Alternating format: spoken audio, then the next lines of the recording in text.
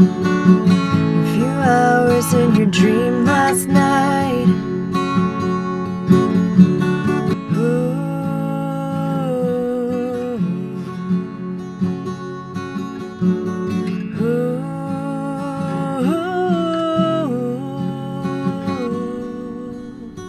Ooh.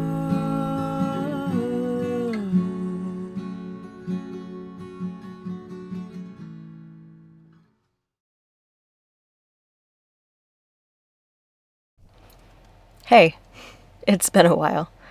I spent almost 2 months living in Baja, Mexico, and another 2 months in the American Southwest. And all of a sudden, it's been 175 days of living in my 1999 Chevy Express. I'm about to celebrate my 33rd birthday, and it will be the first birthday I've celebrated while on the road. It feels significant and has me reflecting on a lot, because this definitely was not the plan. Growing up in a small town in the Midwest, it was very normal and encouraged to settle down early and fast, and there's nothing wrong with wanting that life path. But I didn't know other options existed. Getting married, having kids, and securing a stable 9-to-5 was painted as the picture of success. I feel like I've changed in huge ways as a person since my early 20s, and I'm so grateful I didn't end up stuck in a life that wasn't for me. And I may never get married. You should see the looks on people's faces when I say that out loud. Sorry, Nana. Because so many people cannot even imagine that as an option. Well, you don't want to be alone, do you?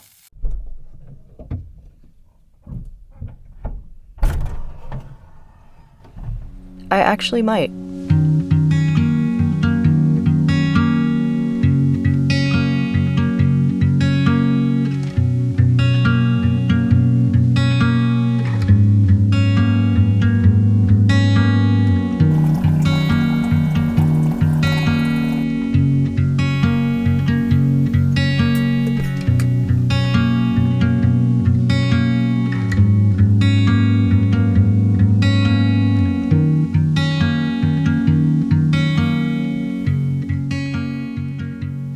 If the alternative is settling into a life with someone that makes me compromise the freedom I've built for myself, I don't want it.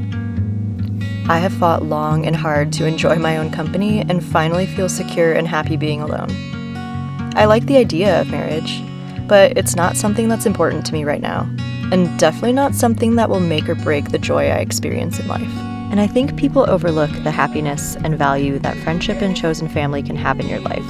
I've learned to invest my energy in people that support me and celebrate me, and that cumulative support would be a hard role for just one person to fill.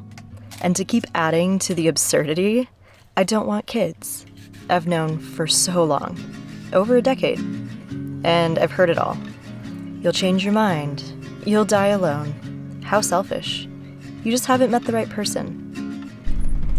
And if that wasn't enough for my parents to come to terms with, I have also walked away from my Master of Science in Occupational Therapy degree that I took 6 years to get, and 6 years in that career was more than enough for me. Every week, one of my patients would tell me to live now, that they waited for retirement and it didn't pan out the way they wanted, and they're left wondering what if, and what parts of the world look like that they wanted to see.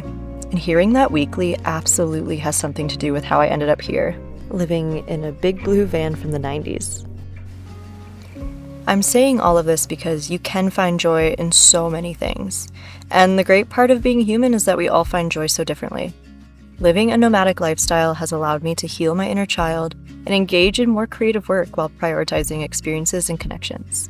And this never leaves me feeling like I'm missing out on the traditional version of settling down.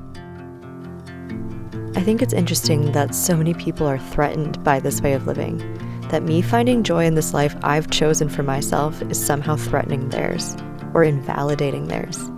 It's beautiful that we don't all want the same things. A lot of my friends are finding joy in marriage and starting families, and I love celebrating these things with them. Plus, I so badly want to be the crazy, weird, fun aunt. I used to feel like I was behind. When I turned 28, I remember feeling like I had 2 years to get my life together. And it's been so empowering to feel like I'm at a place where I'm choosing to find and create joy right where I'm at. No pressure on timelines. Because I've finally learned that you really can't force what isn't meant for you. At least not without resistance, and I'm learning to understand that language of the universe.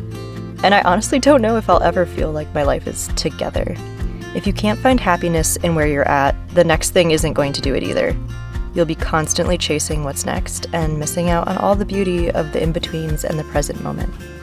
I guess all of this to say, my life as a 33-year-old looks a lot different than younger me imagined, and I don't think I could have dreamed up a better life.